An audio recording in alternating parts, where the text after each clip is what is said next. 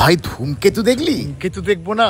এরকম cinema, legendary cinema বাংলাতে কটা হয়েছে বলতো? আমার পার্সোনাল ওপিনিয়ন বলছে যে বাংলা ফিল্ম ইন্ডাস্ট্রিকে যদি 4টে সিনেমা তারা বোঝাতে হয় তাহলে তাদের নাম হবে পথের পাঁচালী, মেঘে ঢাকা তারা, শ্বশুরবাড়ি জিন্দাবাদ এন্ড ধূমকেতু। ভাই কি সব বলছিস তুই? এই জন্য না সত্যজিৎ রায় বলেছিলেন তোদের সম্বন্ধে ফেয়ারলি ব্যাকওয়ার্ড অডিয়েন্স, মানে একদম ছোট লোক, সিনেমা সম্বন্ধে মিনিমাম জ্ঞানটুকু নেই, ধূমকেতুর লেভেলটাকে তোরা বুঝতেই পারছিস না। মানে ধূমকেতুর গল্পের মধ্যে যে আবেগটা, যে বাস্তব, যে সত্য, বলতে পারছি না। মানে শাহজাহানের তাজমহল, পিটার ক্যাটের চেলো কাবাব আর দীঘার কাঁকড়া, ঠিক সেরকমই টলিউডের ধূমকেতু, পুরো ঐতিহাসিক ব্যাপার সব। লোকে আনন্দে কেঁদে কেঁদে বলছে দেশু দেশু, কিন্তু আসলে ধূমকেতু হচ্ছে ফিসু ফিসু।